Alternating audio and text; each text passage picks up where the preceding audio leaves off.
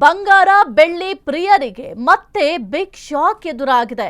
ಇಂದು gold ಮತ್ತೆ silver ರೇಟ್ನಲ್ಲಿ ಏರಿಕೆಯಾಗಿದೆ.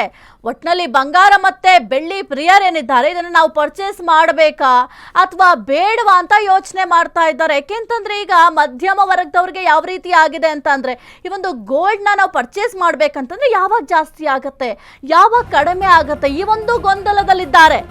ಬಂಗಾರ ಮತ್ತೆ ಬೆಳ್ಳಿ ಪ್ರಿಯರಿಗೆ ಈಗ ಮತ್ತೆ ಬಿಗ್ ಶಾಕ್ ಎದುರಾಗಿದೆ.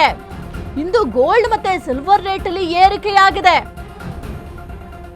ಕಳೆದ 2 ದಿನಗಳಿಂದ ಬಂಗಾರ ಮತ್ತೆ ಬೆಳ್ಳಿ ದರ ಜಂಪ್ ಆಗ್ತಾ ಇದೆ. ಅಂದ್ರೆ ಈ ಒಂದು ಬಂಗಾರ ಮತ್ತೆ ಬೆಳ್ಳಿಯ ರೇಟ್ ಒಂದು ಹಾಗು ಏಣಿ ಆಟದ ರೀತಿಯಲ್ಲಿ ಸಾಗ್ತಾ ಇದೆ. 10 ಗ್ರಾಮ್ ಗೋಲ್ಡ್ ರೇಟ್ 1,60,000 ರೂಪಾಯಿ. ಕಳೆದ 3-4 ದಿನಗಳಿಂದ ಬಂಗಾರದ ರೇಟ್ ಏರಿಕೆಯಾಗ್ತಾ ಇದೆ. ಸಿಲ್ವರ್ ರೇಟ್ ನಲ್ಲಿ ಸ್ವಲ್ಪ ಪ್ರಮಾಣದ ಜಂಪ್ ಆಗಿದೆ. ಅಂದ್ರೆ ತುಂಬಾ ಒಂದು ದೊಡ್ಡ ಪ್ರಮಾಣದಲ್ಲಿ ಜಂಪ್ ಆಗಿಲ್ಲ. ಸತತ ಇಳಿಕೆ ನಂತರ ಏರಿಕೆ ಅತ್ತ ಈಗ ಬೆಳ್ಳಿ ದರ. ಕೆಜಿ ಸಿಲ್ವರ್ ರೇಟ್ 2,54,000 ರೂಪಾಯಿ ಆಗಿದೆ.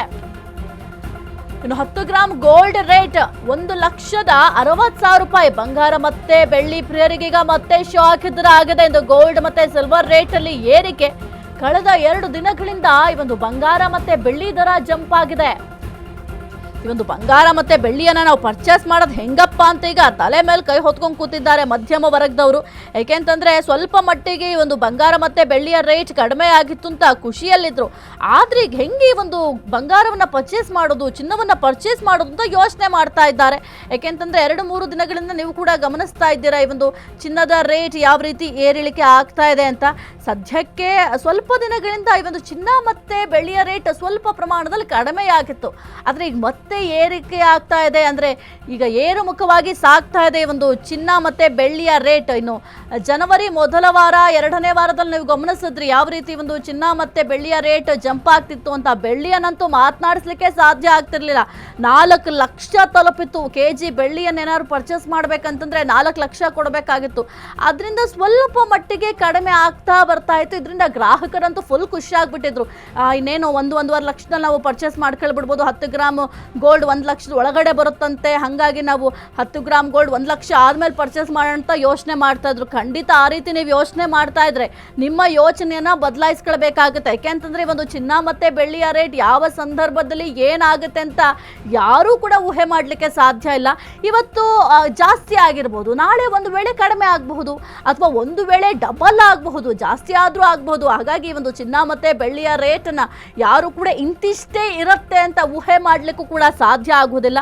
ಒಂದು ಕಡೆ ಈಗ ಚಿನ್ನದ ರೇಟ್ ಮತ್ತೆ ಬೆಳ್ಳಿಯ ರೇಟ್ ಜಾಸ್ತಿ ಆಗಿರೋದು ಗ್ರಾಹಕರಿಗೆ ಒಂದು ಬೇಸರದ ಸಂಗತಿ, ಜೊತೆಗೆ ಒಂದು ಶಾಕ್ ಅಂತ ಹೇಳಬಹುದು. ಆದ್ರೆ ಹೂಡಿಕೆದಾರರಿಗೆ ಮಾತ್ರ ಬಹಳ ಖುಷಿಯ ವಿಚಾರ.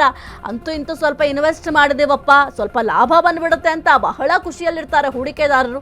ಒಂದು ವೇಳೆ ಏನಾದ್ರೂ ಮತ್ತೆ ಈ ಒಂದು ಚಿನ್ನ ಮತ್ತೆ ಬೆಳ್ಳಿಯ ರೇಟ್ ಕಡಿಮೆ ಆದ್ರೆ ಗ್ರಾಹಕರಿಗೆ ಖುಷಿ ಆಗುತ್ತೆ, ಮತ್ತೊಂದು ಕಡೆ ಹೂಡಿಕೆದಾರರಿಗೆ ಬೇಸರ ಆಗುತ್ತೆ. ಈ ಒಂದು ಹಾವು ಏಣಿ ಆಟ ಈ ಒಂದು ಚಿನ್ನ ಮತ್ತೆ ಬೆಳ್ಳಿಯ ರೇಟ್ ನಲ್ಲಿ ಸತತವಾಗಿ ನಡೀತಲೇ ಇರುತ್ತೆ.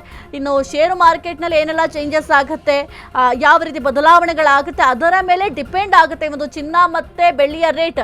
ಜೊತೆಗೆ ಈ ಒಂದು ಚಿನ್ನ ಮತ್ತೆ ಬೆಳ್ಳಿಯ ರೇಟ್ ಏನಿದೆ ಒಂದು ದೇಶದ ಆರ್ಥಿಕತೆಯನ್ನ ಸೂಚಿಸುತ್ತೆ. ನಮ್ಮಲ್ಲಿ ಎಷ್ಟು ಚಿನ್ನ ಇದೆ ಅನ್ನೋದು ಕೂಡ ಬಹಳ ಮುಖ್ಯ ಆಗುತ್ತೆ. ಇನ್ನು ಬೇರೆ ದೇಶಗಳನ್ನ ನೀವು ಗಮನಿಸಬಹುದು, ಈ ಒಂದು ಚಿನ್ನ ಮತ್ತೆ ಬೆಳ್ಳಿಯನ್ನ ಅವರು ಶೇಖರಣೆ ಮಾಡಿ ಇಟ್ಸ್ಕೊಳ್ತಾರೆ ಅವ್ರ ಜೊತೆ. ಈಗ ನಮ್ಮಲ್ಲಿ ಹೆಂಗಾಗಿದೆ ಅಂತ ಅಂದ್ರೆ ಭಾರತ ದೇಶದಲ್ಲಿ ಚಿನ್ನ ಇಲ್ಲದೆ ಇರಬಹುದು, ಆದ್ರೆ ಭಾರತದಲ್ಲಿರುವಂತಹ ಜನರ ಬಳಿ ಅಂತೂ ಚಿನ್ನ ಇದೆ.